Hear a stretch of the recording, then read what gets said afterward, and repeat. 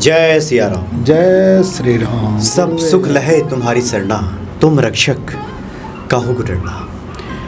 आज आपके सामने आदरणीय पंडित जी, पंडित अरविंद पांडे जी उपस्थित हैं। स्वागत है आपका। जय सिया राम। नमस्कार। जय श्री राम। प्रभु पंडित जी को आप लोग पहले भी सुन चुके हैं।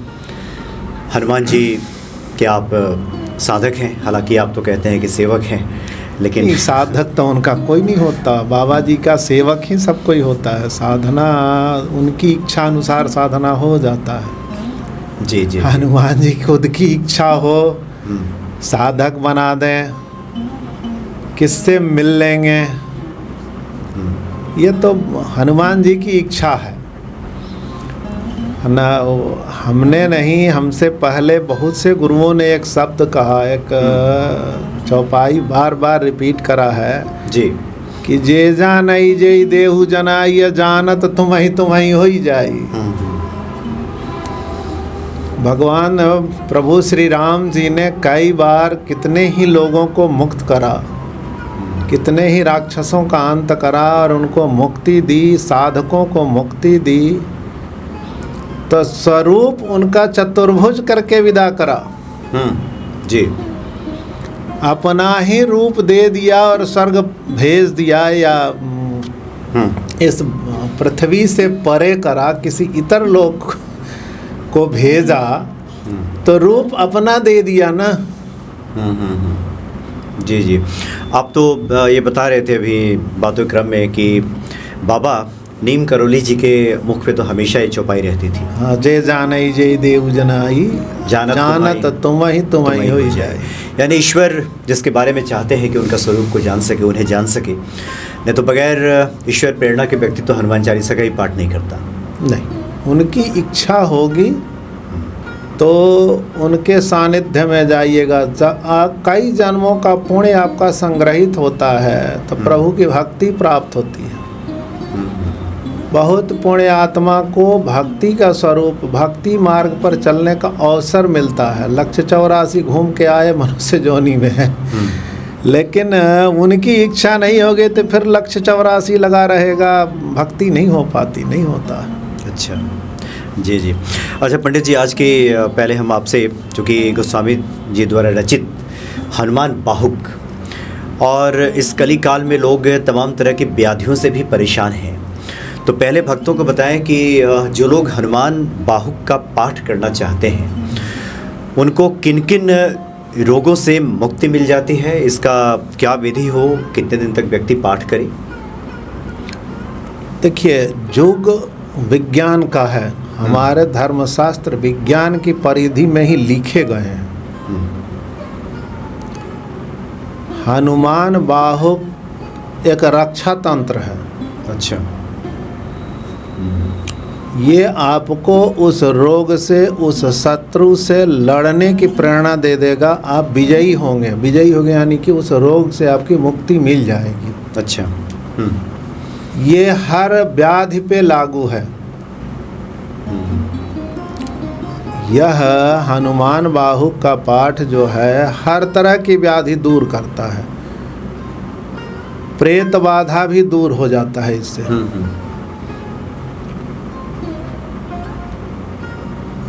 चूँकि धर्मशास्त्र हमारे प्रेत बाधा को मानता नहीं है, ये भूत रोग नाम दिया है इसका। अथर्ववेद में इसका भूत रोग नाम आया है, ये रोग है एक। अच्छा। यह एक नई ही बात मैं बता रहा हूँ कि भूत मानता नहीं है, पिशाच बाधा जो है वो वैदिक व्यवस्था मानता ही नहीं है, और उसमें जितनी चीज़ें प्रयोग की जाती हैं वो औषधि हैं, दवाई हैं, दवाइयों से ही वो दूर होता है। यानी आप बता रहे हैं कि वैदिक शास्त्रों की आप बात कर रहे हैं। हाँ जी, हाँ। उसमें भूत को नहीं मानते? नहीं मानते। अच्छा। भूत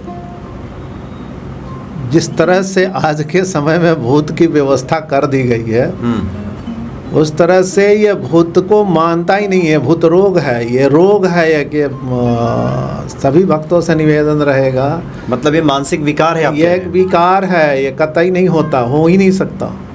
लोग कहते हैं भूत पकड़ लिया। कुछ नहीं होता। अगर 1% के लिए आपके घर में कोई भटकी हुई आत्मा है, अच्छा, जिसकी मुक्ति नहीं हुई, हम्म, तो वो आपको तंग नहीं करेगी, वो आपको ये बताएगी कि ये काम कर दो हमारी मुक्ति हो जाए। हर कोई मुक्ति चाहता है। इस प्रेत जोनी या भटके हुई आत्मा कह लीजिए उसको, प्रेत जोनी में भटकना कोई नहीं चाहता। उससे वो मुक्ति का उपाय मांगता है। ये भूत किसी को पकड़ लिया और किसी के सिर पे खेल रहा है, या इस तरह की कोई बाधा आपको नज़र आ रही है, वैदिक व्यवस्था इसको नहीं मानता। अच्छा,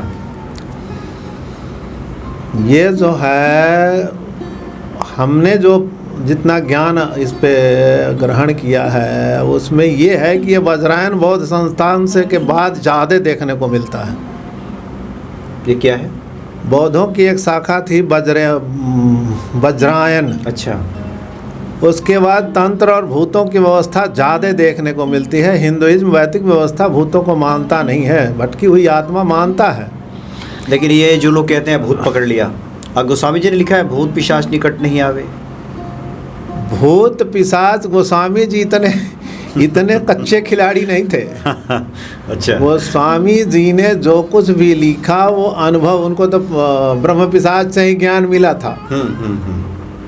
उनको तो तो उसने वो केवल पान ही तो करा, जलपान करके, गंगा जलपान करके वो मुक्त हुआ, और जब उसकी मुक्ति मिली तो उसने रहस्य बता दिया। मतलब आप ये बताना चाह रहे हैं कि भूत तो हैं लेकिन पकड़ते नहीं, जैसा कि बताया जाता है कि पकड़ लिया, वो अपने मुक्ति का उपाय चाहते हैं। एक तो जोनी हो गई, प्रेत जोनी हो गई। भूत जिस तरह से माने जा रहे हैं इस तरह से तो भूत कहीं नहीं होते कि पकड़ लिया किसी को। नहीं पकड़, कुछ लोग कहते हैं उठा उठा पटक रहा है। उठा कुछ नहीं, वो रोग है।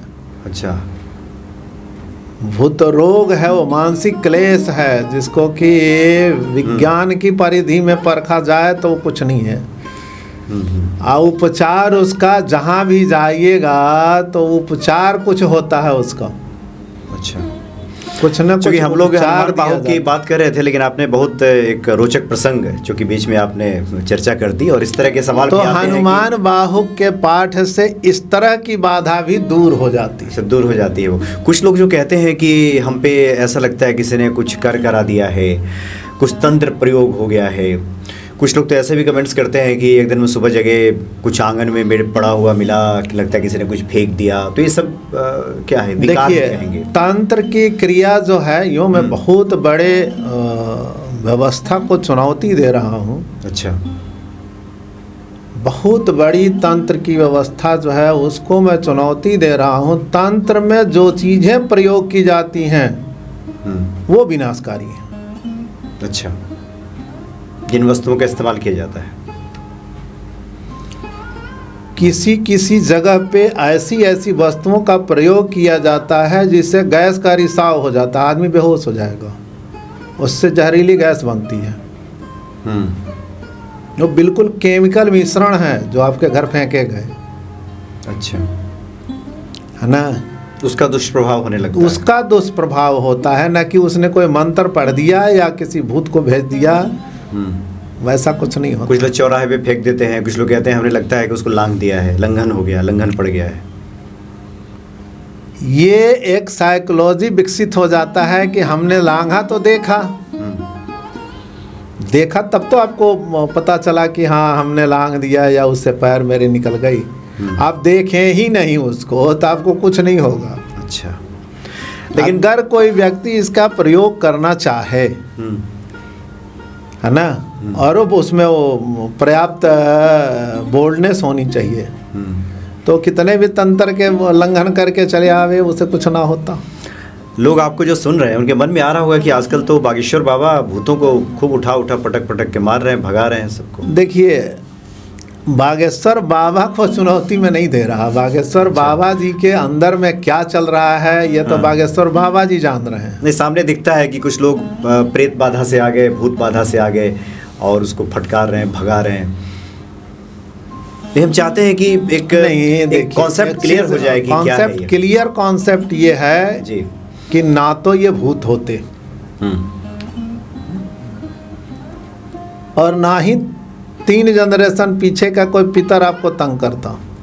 अच्छा, 3 पीढ़ी के अंदर में ही कोई भटक गया, किसी की तृप्ति ना हुई, किसी की कोई इच्छा पूरी ना हुई, तो अपने परिवार के सदस्यों को बताता है कि ये चीज़ कर लीजिए। गरुड़ पुराण आपका कह रहा है। बभरू वाहन की कहानी आप लोग पढ़े होंगे, हर जगह गरुड़ पुराण में मिलता है। वो अपनी मुक्ति का रास्ता मांगता है, बहुत निरीह चीज़ होता है। वो निवेदन करता है आपसे, न कि आपको उठा उठा पटक रहा। अच्छा, अपनी मुक्ति का मार्ग ढूंढता है। अपनी मुक्ति का मार्ग ढूंढता है। वो कुछ चीज़ें उसकी होती हैं जो अधूरी रह गई, तो वो सोचता है कि हमारे वारिसान उसको पूरा कर दें, हम अपने रास्ते जाएं। अच्छा, इसीलिए ये सबको दृष्टिगोचर नहीं होते भूत प्रेत, और कुछ खास जहाँ वो चाहते हैं कि उनकी मुक्ति का मार्ग ये व्यक्ति कर ले। और खास कर मुझे लगता है आपके कहने का तात्पर्य है कि जब तब तो निकट के संबंधियों को ही ज़्यादा, निकट संबंधी को ही ये अनुभव होता है, और उनको जो भी इशारा वो कर रहे हैं तो किसी विद्वान से उसका व्याख्या करा लें और वो काम कर दें जो वो कह रहा है। अच्छा, रही बात हनुमान बाहुक की, तुलसीदास जी के विलक्षण कृतियों में से एक है। खास करके संकट के समय में इसका पाठ जरूर करें, है ना। हो अगर इसकी अच्छा मतलब बिल्कुल ही 100% प्रभाव चाहते हैं तो 4 से 6 में करें, सुबह सुबह ब्रह्म मुहूर्त में। ब्रह्म मुहूर्त में करें। घी का दीपक जलाएं। पहले तो आसन अपना पवित्र कर लें। आसन पवित्र होनी चाहिए, आचमन होनी चाहिए। कम से कम 5 बार राम नाम का जप हो जाना चाहिए। आचमन पवित्री, आसन पवित्री, उसके बाद राम राम का जप कम से कम 5 बार कर लें। फिर हनुमान जी का पूजन करें यथा संभव। कुछ चीज़ें हैं जो बिल्कुल होनी ही चाहिए। शुद्ध देसी गाय का घी उपयोग करें, उसी से उनके लिए भोग बनवाएं।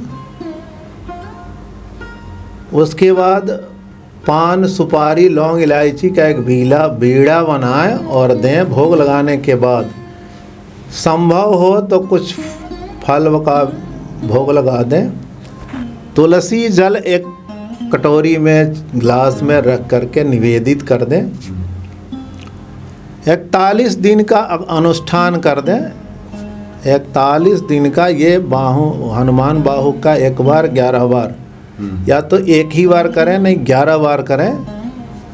और उसके बाद वो तुलसी जल पान कर लें, भोग कुछ बांट दें। अच्छा, उसको स्वयं ग्रहण कर लें, ग्रहण करें। उस भोग में से कुछ वितरण भी करें, गाय को खिलाएं। अपने अड़ोस पड़ोस के व्यक्ति खाने की इच्छुक हों तो उन्हें दें।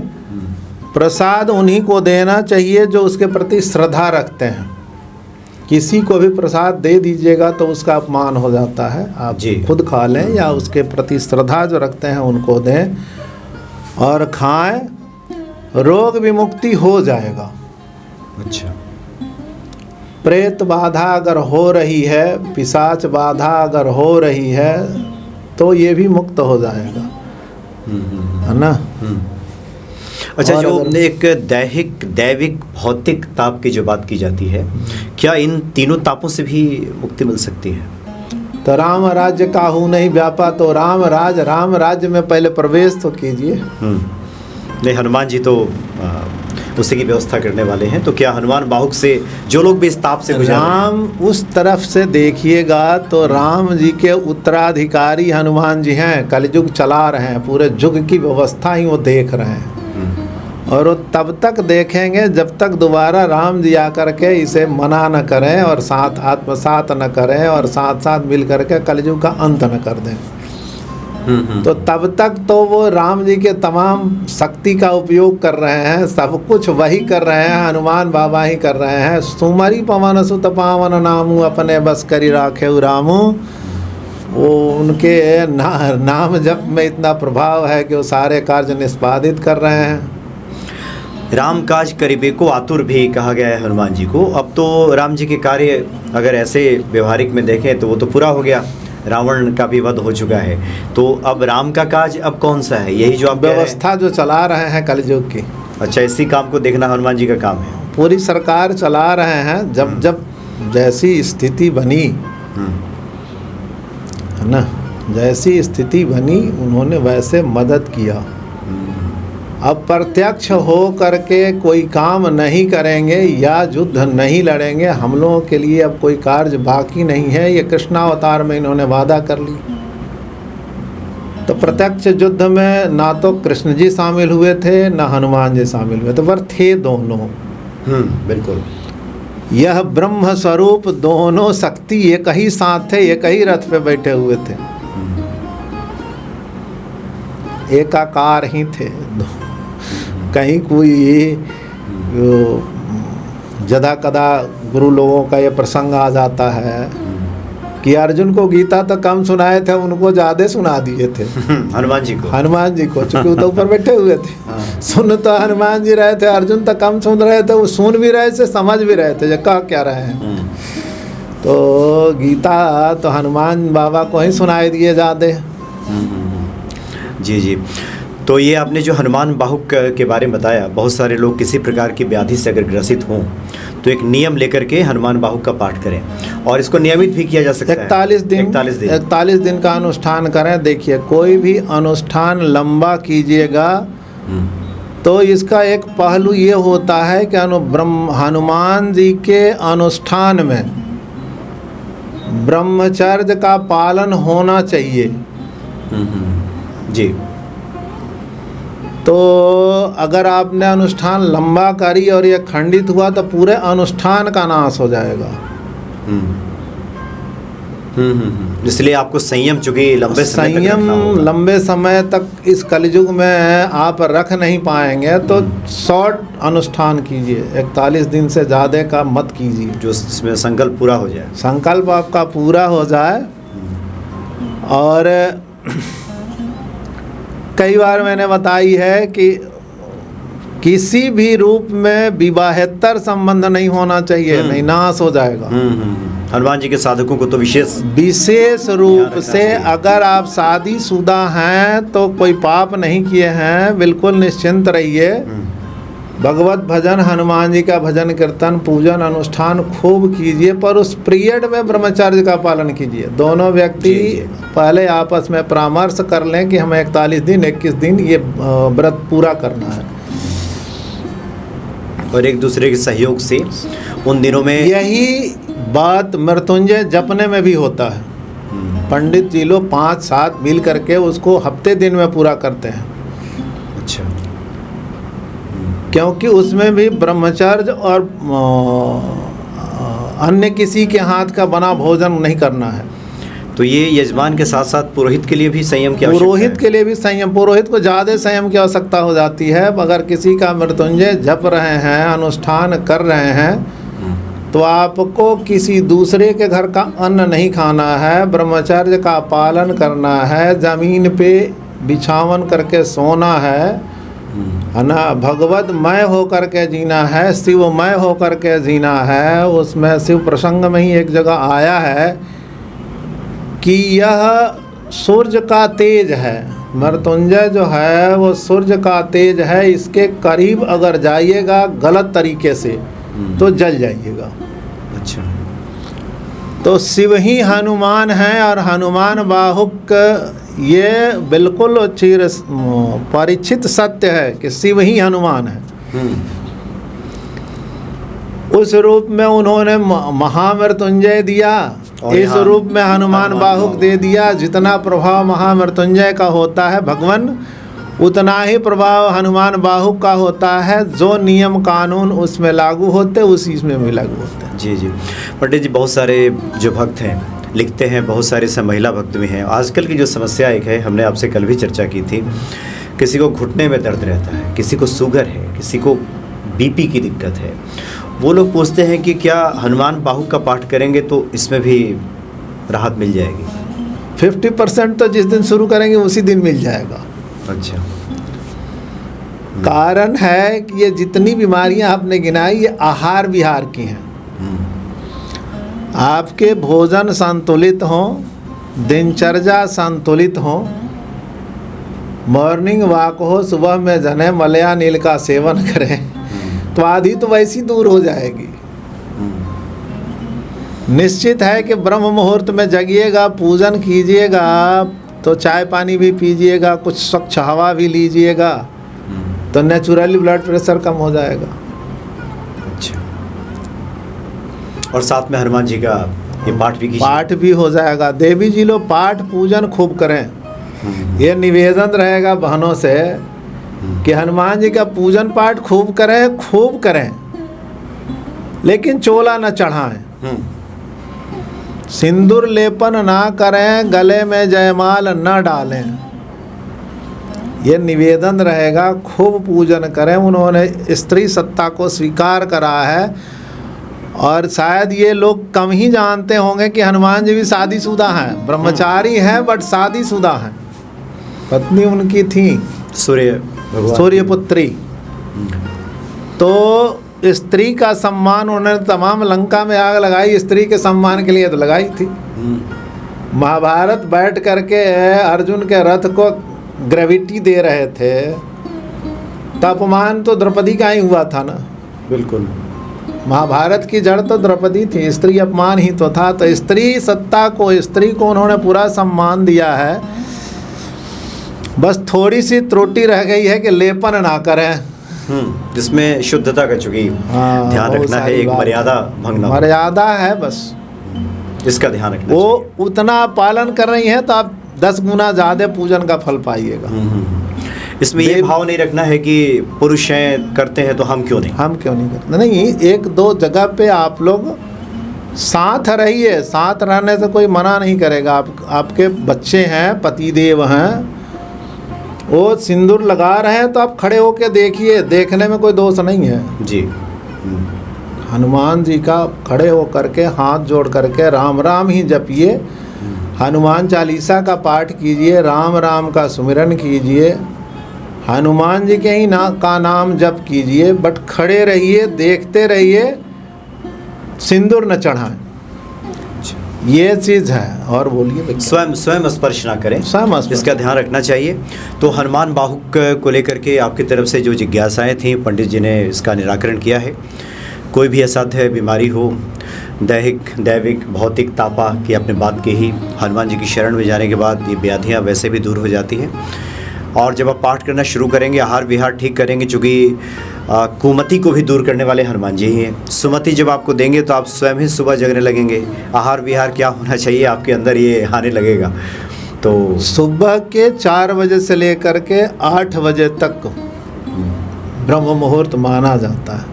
अच्छा, सुबह के 4 से 8 तक का ब्रह्म मुहूर्त है। बट 4 बजे से ले जगने का टाइम आपको 3:30 से 4:30 तक ही आप जग जाएं उसमें। अच्छा, ना फ्रेश हो लें, जग जाएं, कुछ घूमें, कुछ राम नाम जप करें ना। बहुत सी बीमारियों का शमन हो जाता है सुबह के। वो खास करके श्वास जनित बीमारियां दूर हो जाती हैं। मलया नील सुबह की चलने वाली हवा जो है ना, वो फेफड़े को तरोताज़ा कर देता है। ये बिल्कुल प्रैक्टिकल है। बहुत बार लोग जानते तो है, लेकिन चूँकि अमल में नहीं लाते। रात के 12 बजे तक, 3 बजे भोर तक तो उनकी ड्यूटी होती, करेंगे क्या। लेकिन हनुमान जी की आप शरण में जाएंगे तो कोई ना कोई रास्ता हनुमान जी निकालेंगे, और उसके बाद फिर सुमति आएगी आपके भीतर, तो सब ठीक होने लगेगा। बहुत बहुत धन्यवाद पंडित जी आपका। जय सिया राम। जय श्री राम। जय सिया राम।